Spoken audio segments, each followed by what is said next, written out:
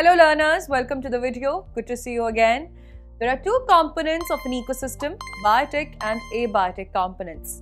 But from where do biotic components get energy for their life processes? Well, the ultimate source of energy that is important for supporting life on Earth is the sun. But how do living beings get energy from the sun?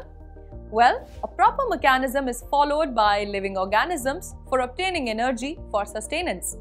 So, in this video, we will discuss the importance of the food chain and how the food chain and food web are related to one another in an ecosystem. Every living organism is part of the food chain, including us. Of course, a food chain is not a chain, but it shows the interdependence of organisms and how energy flows between the organisms. All of the energy in the food chain comes from the sun.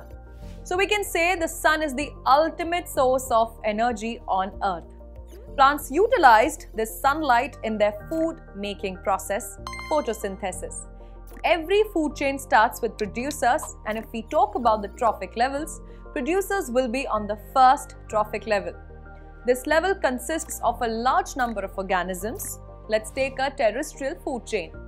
We can consider grass as a producer of the food chain. Producers or green plants capture about 1% of the energy of sunlight that falls on their leaves and converts it into food energy. As the producers are consumed by animals of the next trophic level, such as herbivore or primary consumers, the competition is more at lower trophic levels as the number of organisms is more at this level. Most of the energy gets wasted as heat in the environment. Some of the energy is utilized by the organism in its growth, reproduction and digestion. And on an average, only 10% of energy is passed on to the next level.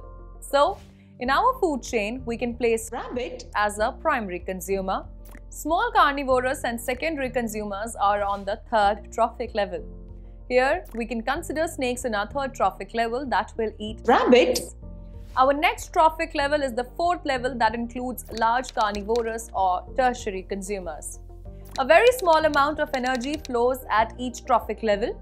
The loss of energy at each level is so much that very little usable energy is left after the fourth trophic level. The organism that falls in this level can be an eagle, hawk, or any large carnivore. So, let's complete our food chain. Here the snake will be eaten by our top carnivore eagle. The food chain generally consists of 3 or 4 trophic levels. One organism can be eaten by one or more animals. So, instead of a straight line food chain, the organisms can be interlinked and form a series of branching lines known as a food web. The food web consists of many linked food chains. The flow of energy in food chains is always unidirectional. The amount of energy utilized by the autotrophs does not revert to the solar source, and likewise, the energy transferred to the herbivore does not come back to the autotrophs. Or in other words, as the energy moves progressively to the next trophic level, it is no longer available to the previous trophic level.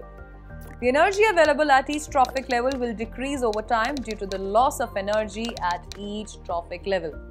Do you know each link of food chains is very important? Because if we lose only one link, it will make the species extinct. In the next video, we will learn about the process of decomposition in an ecosystem.